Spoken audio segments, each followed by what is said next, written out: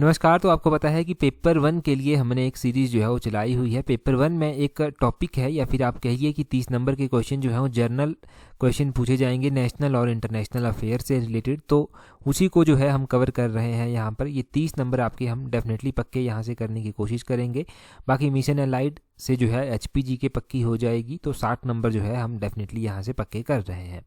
तो देखिए, सब पार्ट 1 हमने डिस्कस कर लिया था पिछले कल। पार्ट 2 जो है आज हम डिस्कस करेंगे। पार्ट 2 में पहला क्वेश्चन आज हम डिस्कस करेंगे, सबसे पहला ही क्वेश्चन। सबसे पहले क्वेश्चन में बोलते हैं विच of the following state recently launched the सहर्ष स्कीम। तो बोलते हैं कि हाल ही में किस राज्य के द्वारा जो है वो सहर्ष योजना जो है वो चलाई गई है या फिर लॉन्च की गई है। देखो, सहर्ष योजना जो है वो किस राज्य के द्वारा चलाई गई है। ये योजना जो है वो त्रिपुरा के द्वारा चलाई गई है। ऑप्शन बी सही आंसर है। त्रिपुरा जो है वो इंडियन नॉर्थ ईस्ट स्टेट है, ये आपने ध्यान रखना है, नॉर्थ ईस्ट स्टेट है। और आपने क्या ध्यान रखना है साथ में कि ये सहर्ष स्कीम है क्या। सहर्ष स्कीम चलाई गई है ताकि जो है वो सोशल और इमोशनल लर्निंग जो होती है, सामाजिक और व्यवहारिक जो शिक्षा होती है उसको जो है वो प्रमोट किया जा सके, एनकरेज किया जा सके, तभी जो है उसको चलाया गया है। अब ये स्कीम जो था वो सहर्ष स्कीम पायलट मोड पर चलाई गई थी। अगस्त 2022 में 40 स्कूलों में जो था वो इनिशियली ये इंट्रोड्यूस की गई थी।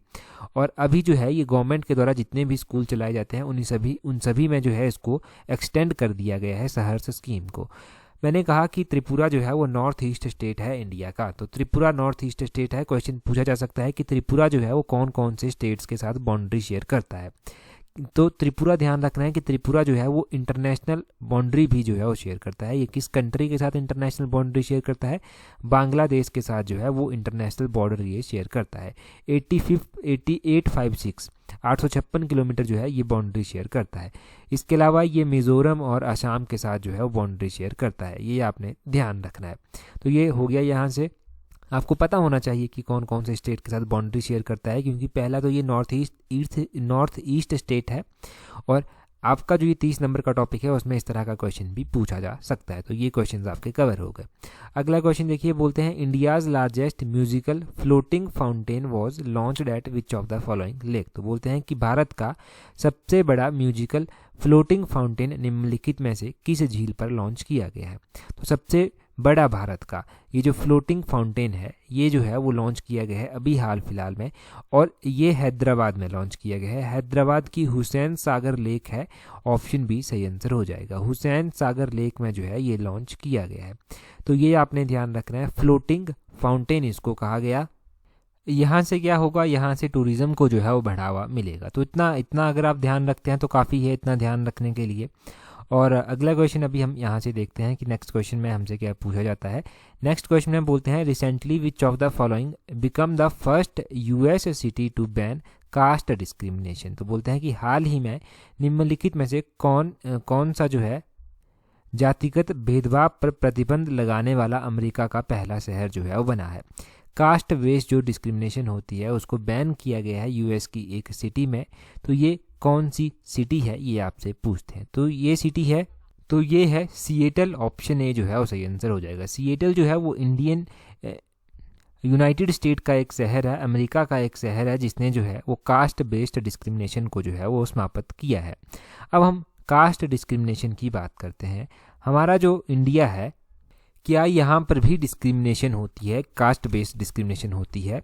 तो आप देखिए इंडिया में जो है वो क्या है, हमारे फंडामेंटल राइट हमें दिए गए हैं। तो फंडामेंटल राइट में जो है वो prohibition of discrimination article number 15 में जो है वो दिया गया है कि डिस्क्रिमिनेशन पर जो है वो मनाही है, चाहे वो किसी भी प्रकार का डिस्क्रिमिनेशन क्यों ना हो, चाहे वो किसी की कास्ट को लेकर हो, रेस को लेकर हो, रिलीजन को लेकर हो, वहाँ पर भेदभाव नहीं किया जाएगा। तो ये आर्टिकल नंबर कौन सा है? आर्टिकल नंबर 15 है हमारे इंडियन कॉन्स्टिट्यूशन में।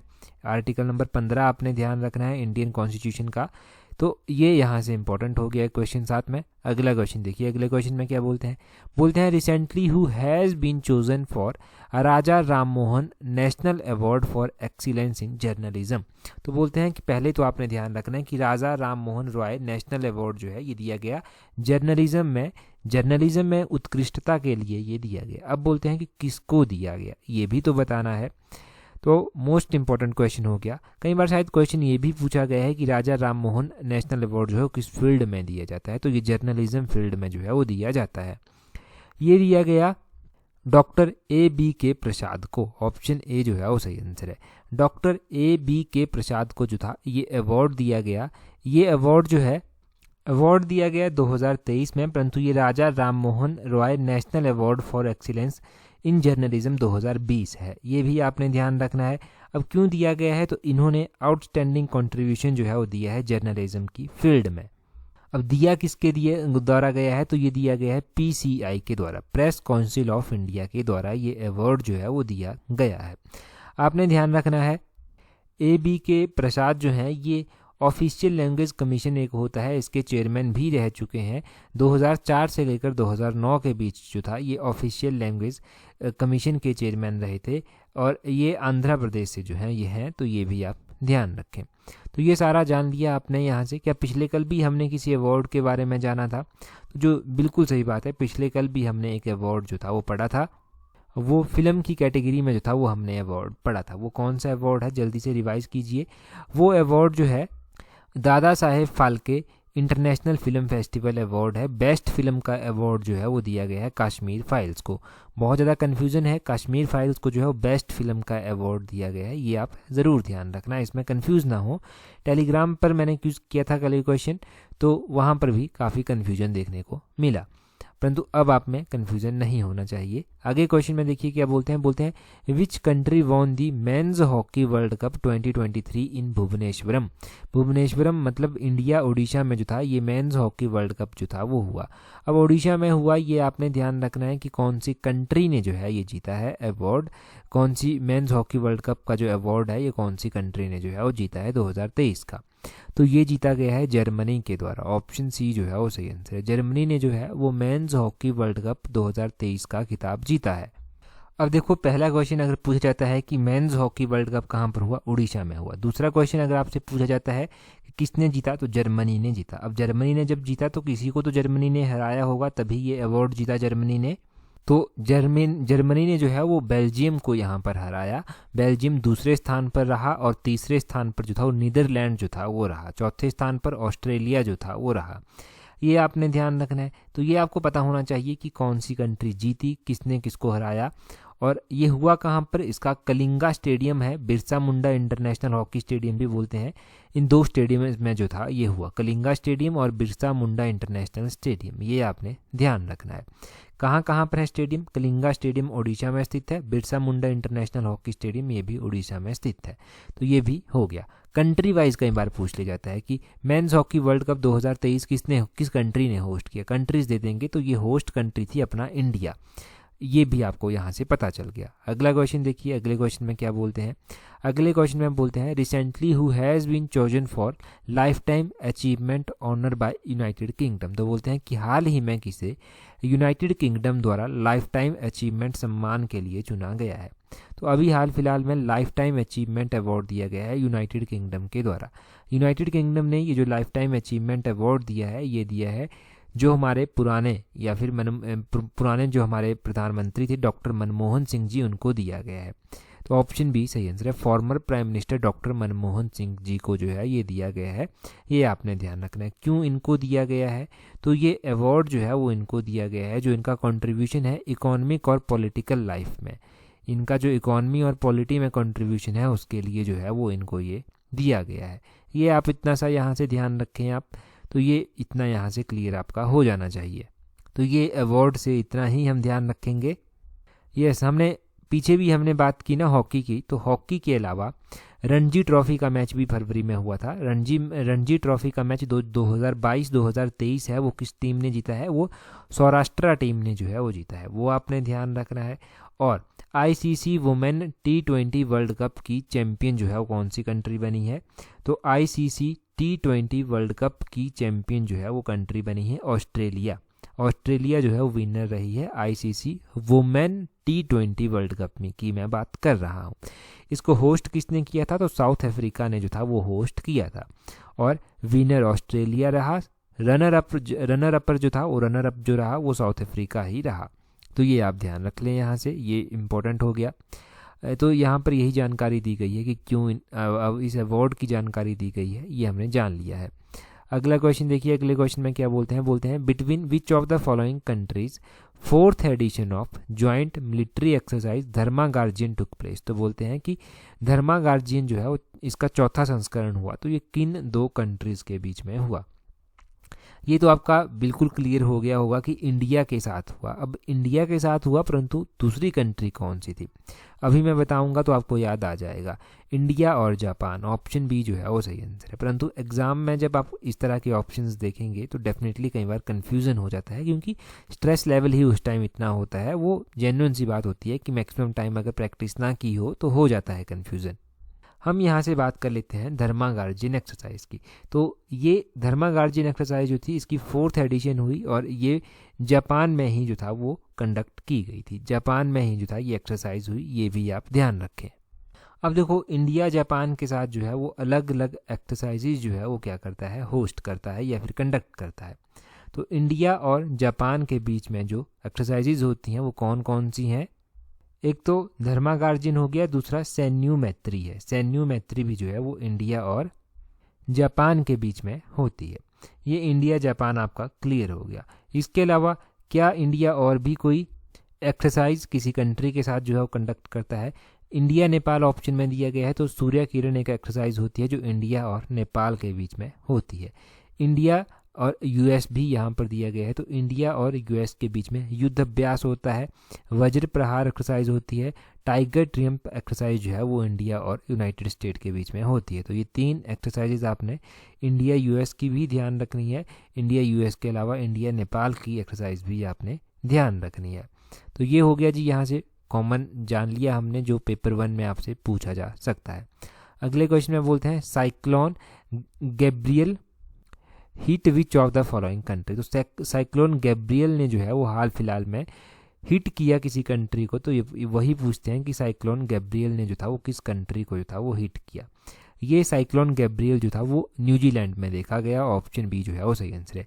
न्यूजीलैंड में ये साइक्लोन जो था वो देखा गया, तो इससे यहाँ पर लॉकडाउन लाइक कंडीशन जो था वो क्रिएट हुई। न्यूजीलैंड के नॉर्थ में जो था वो इसने हिट किया। अब पूछा जाए ना कि emergency like condition, emergency like condition जो था वो डिक्लेयर की गई साइक्लोन से, तो वो किस कंट्री में किस साइक्लोन ने की, तो वो न्यूजीलैंड कंट्री में की और गैब्रियल साइक्लोन ने जो था वो की। अगर हम डिज़ास्टर की बात करते हैं इसी तरह से, तो पिछले कल भी हमने डिज़ास्टर का एक क्वेश्चन पढ़ा था। डिज़ास्टर का क्वेश्चन ये था कि इंडिया ने जो था वो टर्की में जो अर्थक्वेक हुआ है उसके लिए जो है एक ऑपरेशन चलाया है। इस ऑपरेशन का नाम आपसे पूछा जा सकता है। तो ये है जो इंडिया ने टर्की में ऑपरेशन चलाया है, ऑपरेशन दोस्त। ऑपरेशन दोस्त के नाम से इंडिया ने जो था वो टर्की को जो था वो सहायता भेजी। टर्की और सीरिया इन दोनों कंट्रीज़ को सहायता मिली और इन दोनों ही कंट्रीज़ को जो था वो भूकंप ने भारी नुकसान जो था वो पहुंचाया था। इसीलिए ऑपरेशन दोस्त जो था वो चलाया गया था। एनडीआरएफ की टीम भेजी गई थी और साइक्लोन गैब्रियल न्यूजीलैंड में आया था। ये आप ध्यान रखें, ये इंपॉर्टेंट हो गया। अगला क्वेश्चन देखिए, ये वही दिया गया है डिटेल में।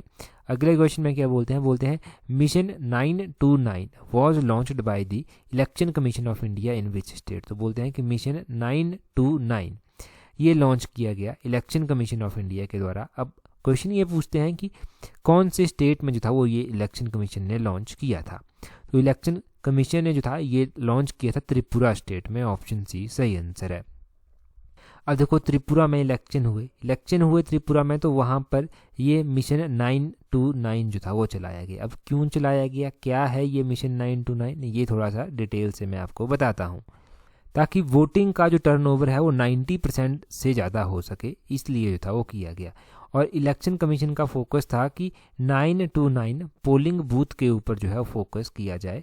ये 929 पोलिंग बूथ ऐसे सिलेक्ट किए गए थे जहां पर टर्नओवर का टारगेट रखा गया था और यहां पर 92% का टारगेट जो है वो अचीव भी किया गया। ये आपने ध्यान रखना है। त्रिपुरा की अगर हम बात करते हैं तो त्रिपुरा के बारे में हम पहले ही जो है वो डिटेल से जान चुके हैं।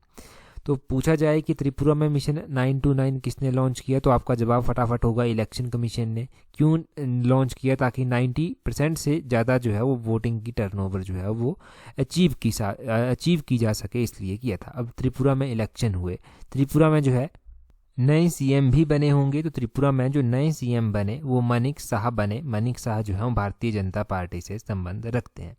अब भारतीय जनता पार्टी से संबंध रखते हैं ये भी पता चल गया, परंतु त्रिपुरा में कितनी सीट्स के लिए इलेक्शन हुए, कितनी लेजिस्लेटिव असेंबलीज की सीट्स यहाँ पर हैं। त्रिपुरा में जो है वो 60 लेजिस्लेटिव असेंबलीज की सीट है। मतलब क्या हुआ, मतलब 60 MLA यहाँ से चुनकर आते हैं। ये सारा आप यहाँ से ध्यान रखना। अगला क्वेश्चन देखिए, अगले क्वेश्चन में क्या पूछा गया है। अगले क्वेश्चन में पूछा गया है, बोलते हैं विच of the following country witnessed it's first Marburg virus outbreak इन 2023। तो वायरस का जब भी कोई भी क्वेश्चन आता है, कोविड-19 के पैंडेमिक के बाद जब भी कोई क्वेश्चन इस तरह का वायरस का है वो इम्पोर्टेंट हो जाता है। तो मार्बर्ग वायरस जो है इसका आउटब्रेक देखने को मिला। तो ये कहाँ पर फर्स्ट एवरली देखने को मिला, तो ये इक्वेटोरियल ग्वीना में देखने को मिला। ऑप्शन बी जो है वो सही आंसर हो जाएगा। इक्वेटोरियल ग्वीना जो है वो सेंट्रल अफ्रीका की एक कंट्री है, ये आपने ध्यान रखना है। और मार्बर्ग नामक वायरस का आउटब्रेक यहाँ पर फर्स्ट टाइम देखने को जो था वो मिला। ये कंट्री जो है वो अपर मिडिल इनकम कंट्री है और ज़्यादा तो इसके बारे में इम्पोर्टेंट है नहीं, इसका आप इतना ही जो है वो ध्यान रखें। अगला क्वेश्चन देखिए, अगले क्वेश्चन में क्या बोलते हैं, बोलते हैं MV Ganga Bihar floating restaurant was inaugurated in which of the following state. तो बोलते हैं कि निम्नलिखित में से किस राज्य में MV Ganga Bihar floating restaurant जो है वो इसका उद्घाटन किया गया है। जो ये जो MV फ्लोटिंग रेस्टोरेंट का उद्घाटन किया गया है ये बिहार में जो है वो किया गया है। ऑप्शन बी जो है वो सही आंसर हो जाएगा।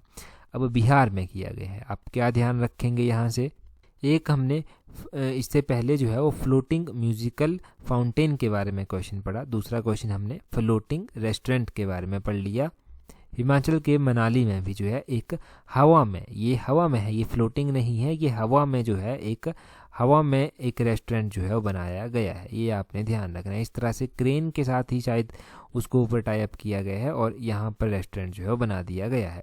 तो इस तरह की चीज़ें अगर पूछी जाएं तो ये मनाली हो गया हिमाचल का, जहाँ पर ये हवा में बनाया गया है, और फ्लोट करता हुआ पानी में जो बनाया गया है वो बनाया गया है बिहार में। और फ्लोटिंग फाउंटेन म्यूजिकल फाउंटेन जो है वो हैदराबाद में जो है वो आया है। तो ये सारा आप ध्यान रखें। अगला क्वेश्चन देखते हैं, अगले क्वेश्चन में क्या बोलते हैं, बोलते हैं who has been elected as chairman of 62nd session of United Nation commission for social development. तो बोलते हैं कि हाल फिलहाल में जो है वो संयुक्त राष्ट्र संघ के सामाजिक विकास आयोग के 62 नंबर के सत्र का अध्यक्ष जो है वो किसे चुना गया है। तो 62 नंबर का जो सत्र है इसका जो अध्यक्ष, इसके लिए चेयरमैन चुना गया है वो किसको चुना गया है, वो चुना गया है रुचिरा कंबोज को। रुचिरा कंबोज को जो है वो चुना गया है।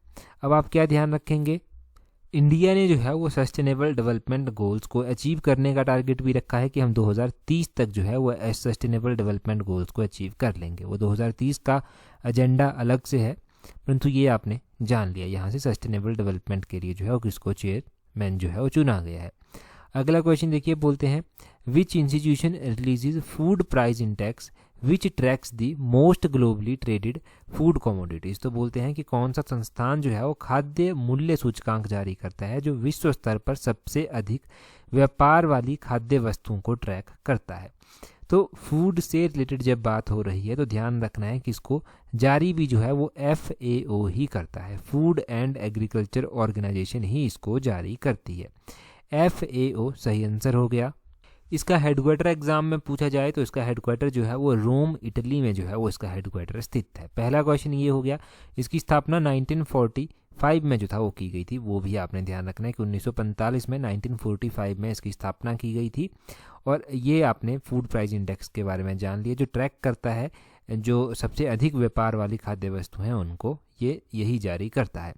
अगला क्वेश्चन देखिए, बोलते हैं eagle 44 is the first underground air force base of which of the following country. तो बोलते हैं कि ईगल 44 जो है ये जो है वो अंडरग्राउंड बेस है, भूमिगत वायु अड्डा है। तो ये कौन सी कंट्री की सेना का है, तो ये ईरान की सेना का है। ऑप्शन सी सही आंसर है। ईगल 44 जो है वो ईरान की सेना का जो है वो जो भूमिगत वायु सेना का अड्डा है यहाँ पर बनाया इन्होंने। इसको ईगल 44 तो बोला ही गया, ओगाब भी बोला गया, इसको OGHAB, ये भी आप ध्यान रखना, ओगाब 44 भी बोला गया, शायद ईरानियन लैंग्वेज में बोलते होंगे। ओगाब 44 भी इसको बोला गया। तो ये पहला ही है अपनी तरह का, इसको आप ध्यान रखें, तभी ये और भी ज़्यादा इम्पोर्टेंट हो जाता है। अब इसकी खास बात क्या है, जब अंडरग्राउंड कहा गया ना तो ये खुद छिपने के लिए ही नहीं है, ये यहाँ पर फाइटर जेट्स और क्रूज मिसाइल्स जो होती हैं उनको भी ये रख सकता है, इसकी इतनी कैपेसिटी है, इसलिए ये इम्पोर्टेंट है। तो ये आपने जान लिया। अगला क्वेश्चन देखिए, अगले क्वेश्चन में क्या बोलते हैं what is the theme of world radio day 2023। तो वर्ल्ड रेडियो डे बनाया गया 2023 में, हर साल मनाया जाता है। इसकी थीम पूछते हैं कि इसकी थीम क्या थी 2023 के लिए। 2023 के लिए जो इसकी थीम रखी गई थी वो रखी गई थी रेडियो एंड पीस। रेडियो और पीस जो है वो इसकी थीम रखी गई थी। ऑप्शन सी जो है वो सही आंसर हो जाएगा। अब रेडियो डे मनाया कब जाता है, वर्ल्ड रेडियो डे, पहले तो ये पता होना चाहिए, और भी रेडियो डे के बारे में इंपॉर्टेंट जानकारी पता होनी चाहिए। देखो रेडियो डे फरवरी महीने में मनाया जाता है, फरवरी की 13 तारीख को, फरवरी 13 को जो है ये मनाया जाता है। कब से ये स्टार्ट किया गया है, तो ये देखो 2011 में जो था वो 36वां सेशन हुआ था यूनेस्को का, जब ये डिसाइड किया गया था या फिर डिक्लेयर किया गया था कि वर्ल्ड रेडियो डे जो है वो मनाया जाएगा, और 13 फरवरी को जो है वो मनाया जाएगा। 13 फरवरी का दिन जो है वो क्यों रखा गया, क्योंकि 13 फरवरी को जो था वो यूनाइटेड नेशन रेडियो जो था वो एस्टेब्लाइज किया गया था यूनाइटेड नेशन में। 13 फरवरी 1946 को जो था वो इसको एस्टेब्लाइज किया गया था, और यूनाइटेड नेशन जनरल असेंबली के द्वारा जो था वो इंटरनेशनल डे के रूप में इसको अडॉप्ट किया गया 2012 में। ये आपने ध्यान रखना है। तो ये बड़ी ही बेसिक जानकारी हो गई रेडियो के बारे में, ये आप यहाँ से नोट कर लेना। अब देखो फरवरी में बहुत सारे इंपॉर्टेंट डेज मनाए जाते हैं, सारे इंपॉर्टेंट डे मैं रिवाइज नहीं करवाऊंगा क्योंकि हम ऑडियो रेडियो सीरीज में बहुत बार रिवाइज कर चुके हैं, परंतु एक इंपॉर्टेंट डे हम रिवाइज कर लेते हैं क्योंकि वहाँ से क्वेश्चन पूछा जाता है, वो है world wetland day. World wetland day 2 फरवरी को जो है वो मनाया जाता है, और आपने ध्यान रखना है कि वर्ल्ड वेटलैंड डे मनाया जाता है 2 फरवरी को, तो इंडिया में जो है वो कितनी रामसार साइट्स हैं, इंडिया में 75 रामसार साइट्स जो हैं वो हैं। और 2023 में वर्ल्ड वेटलैंड डे की थीम क्या रखी गई थी, वेटलैंड रिस्टोरेशन जो था वो इसकी थीम रखी गई थी, ये भी आप ध्यान रखें। अब रामसार साइट्स की बात कहाँ से आ गई, ये भी आपको थोड़ा सा अजीब लगा होगा अगर आपने पहले नहीं पढ़ा है। देखो 2 फरवरी 1971 को जो था वो रामसार कन्वेंशन जो था वो साइन हुआ था। रामसार कन्वेंशन साइन हुआ था, तो उसी को याद करने के लिए जो है वो वर्ल्ड वेटलैंड डे जो है वो मनाया जाता है। तो पूछा जाए ना कि कब साइन हुआ था, 1971 में जो था ये रामसार कन्वेंशन जो था वो साइन हुआ था। इंडिया कब से पार्टी बना, तो इंडिया 1982 से जो है वो इसका साथ है। इंडिया में सबसे ज़्यादा रामसार साइट्स है, इंडिया में 75 रामसार साइट्स जो हैं वो हैं। ये भी ध्यान रखना कि इंडिया में कितनी रामसार साइट्स जो हैं वो आती हैं, तो इंडिया में 75 रामसार साइट्स आती हैं। हर एक को गिनने को नहीं बैठेंगे, परंतु वर्ल्ड वेटलैंड डे आपने जान लिया, ये आपको नहीं भूलेगा। अब साथ में ही आपने जो है वो वर्ल्ड रेडियो डे भी जान लिया, ये भी आपको नहीं भूलने वाला है। अभी आपके लिए एक क्वेश्चन है, क्वेश्चन का आंसर आप कमेंट करके जल्दी से बता दीजिए। बोलते हैं recently who has been elected as the new president of Bangladesh. तो बोलते हैं कि हाल ही में बांग्लादेश के नए राष्ट्रपति जो है वो किसे चुना गया है। देखो बांग्लादेश के नए राष्ट्रपति किसको चुना गया है, आपके पास 4 ऑप्शन दी गई हैं, इनका कमेंट करके बता दीजिए। पिछले कल ही पार्ट 1 में हमने डिस्कस किया था ये, और ये काफ़ी इंपॉर्टेंट क्वेश्चन है। टेलीग्राम पर भी मैंने पार्ट 1 की PDF आपको प्रोवाइड करवा दी थी। टेलीग्राम पर ज्वाइन करने के लिए अपने टेलीग्राम से @allexam31 जो है वो सर्च करना, टेलीग्राम पर आपको इसकी PDF भी जो है वो मिल जाएगी। तो इस वीडियो में इतना ही काफ़ी है। That's all for today. Thank you very much for watching and listening it very patiently.